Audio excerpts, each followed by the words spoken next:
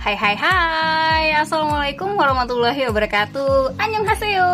Hello guys, welcome back to my channel Pita Skayu. Untuk edisi hari ini, tepatnya untuk edisi hari Jumat, saatnya Mbak Pita berbagi informasi dan tips yang pastinya bermanfaat untuk kita semuanya. Dan seperti biasanya, buat kalian yang baru aja gabung di channel YouTube Pita Skayu, don't forget untuk klik tombol subscribe dan jangan lupa juga untuk loncengnya agar dapat notifikasi video terbaru aku. Dan jangan lupa juga untuk like, komen, dan share video kali ini ke seluruh media sosial yang kalian punya.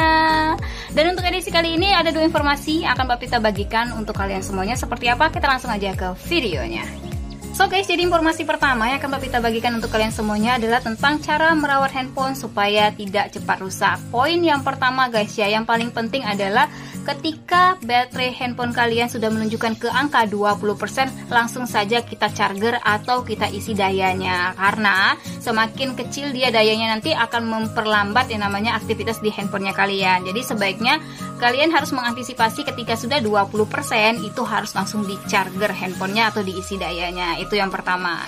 Yang kedua adalah jangan dimainkan kalau lagi dicas. Jadi kalau misalnya kita lagi charger nih handphonenya kalian atau ngisi daya, sebaiknya handphonenya jangan dimainkan dulu. Kenapa? Karena sama aja kita akan terbuang dengan sia-sia pengisian dayanya tersebut, sama dengan ya, hal yang kita lakukan. Misalnya nih kita ngecas nih atau ngecharger ya handphonenya kita, ngisi daya di handphonenya kita, kemudian kita mainkan, maka antara kita memainkannya itu akan mengeluarkan daya juga, dan ketika masuk juga itu ada dayanya juga. Jadi dayanya itu tidak tersimpan di dalam handphonenya kita atau tidak tersimpan di dalam baterainya kita, tapi malahan akan terbuang sia-sia karena kita tetap melakukan aktivitas. Itu yang kedua.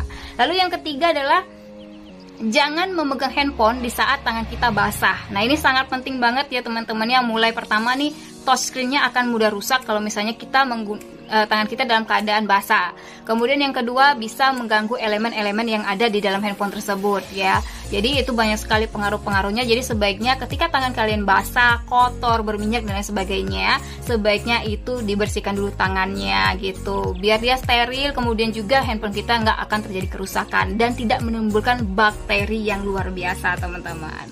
Lalu yang keempat adalah simpan di lantai atau di meja selama 1-2 menit apabila HP kita sudah panas. Jadi kalau kita tuh kadang, kalau Mbak Pita sendiri dipakai HP Oppo gitu ya, saking enaknya mainin handphone, tiba-tiba pas ada tulisan tuh kayak daya handphone kalian sedang dalam suhu tinggi seperti itu. Nah sebaiknya kita langsung aja ditaruh di lantai atau di meja selama 1-2 menit. Nah ini adalah untuk membuat panasnya itu akan turun, suhu panasnya itu akan turun, kemudian juga dia akan lebih kayak nyaman aja gitu teman-teman. Jadi dia itu kayak kita istirahatkan terlebih dahulu. Nah kalau di lantai kan dingin, jadi dia kayak menyerap suhu panas yang ada di handphonenya kita. Itu sih kalau logika Mbak Pita ya.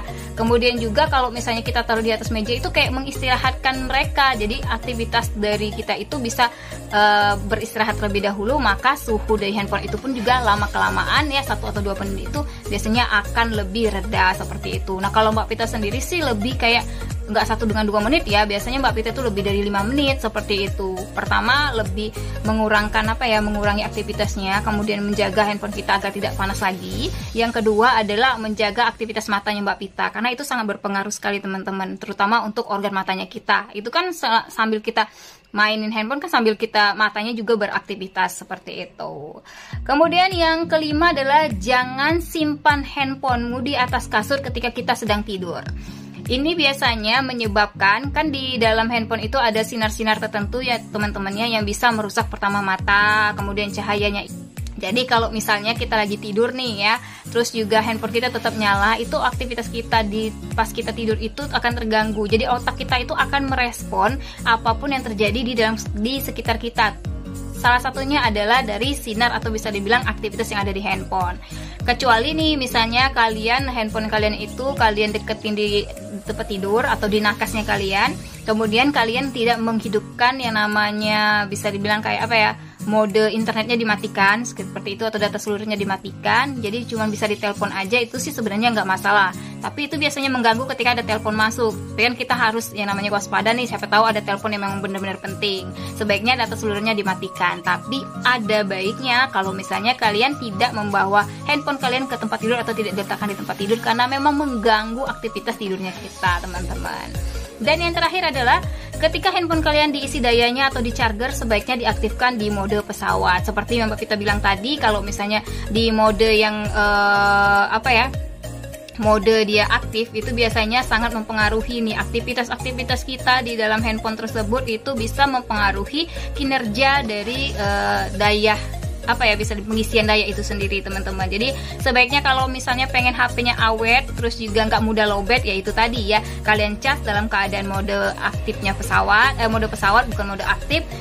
Yang kedua, hari ini kita akan membahas tentang bahasa gaul anak Indonesia, cek. Jadi di sini Mbak Vita akan membahas tentang bahasa-bahasa gaul yang Mbak Vita juga baru tahu dan baru ngeh ya. Mungkin buat kalian yang pengen tahu lebih banyak nih, kalian bisa lihat di TikTok, karena di TikTok tuh banyak banget informasi-informasi tentang yang namanya bahasa gaul anak Indonesia. Yang pertama nih, ada kalimat santuy. Nah, santuy ini pastinya udah tahu semua dong. Santuy ini sama dengan artinya santai. Jadi kalau misalnya orang bilang santuy aja guys, berarti kamu harus santai aja gitu ya.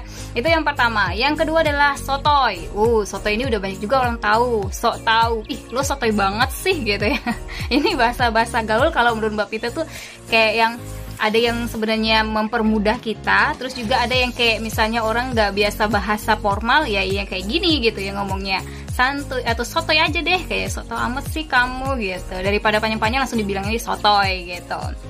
Lalu yang ketiga adalah yang disebut dengan YXGK. Nah, buatnya kalian yang belum tahu, Mbak Vita juga baru tahu. YGSK itu artinya ya kali nggak kuy. Alah, sumpah gue kayak serasa-rasa kayak anak-anak baru 17 tahun nih ya. Padahal udah 17 tahun plus. Aduh. Lalu ada yang disebut dengan kamsut, itu artinya maksud, jadi diputar balikan kalimatnya. Ada yang disebut dengan kicep alias kalah bacot. Jadi kalau misalnya lagi ngomong sesuatu debat nih, tiba-tiba orang itu langsung kicep nih, artinya dia kalah bacot alias ngomongnya dia udah kalah, debatnya udah kalah, ya udahlah gitu ya. Udah kayak aduh gua pasrah aja gitu ya, udah kicep banget. Kemudian ada kalimat valid. Nah, buatnya kalian pastinya udah tahu valid itu apa? Ya bener, valid itu adalah bener banget. Itu dalam bahasa gaulnya anak Indonesia. Ada juga yang disebut dengan sabep alias bebas. Itu di kalimatnya dibalik-balik aja gitu ya, huruf-hurufnya dibalik-balik aja gitu. Ada juga yang disebut kamu harus komuk. Kayaknya moodnya kamu nggak bagus banget deh sesuai dengan komuk kamu. Jadi itu artinya kondisi mukanya kita. Ada juga yang ngomong jayus.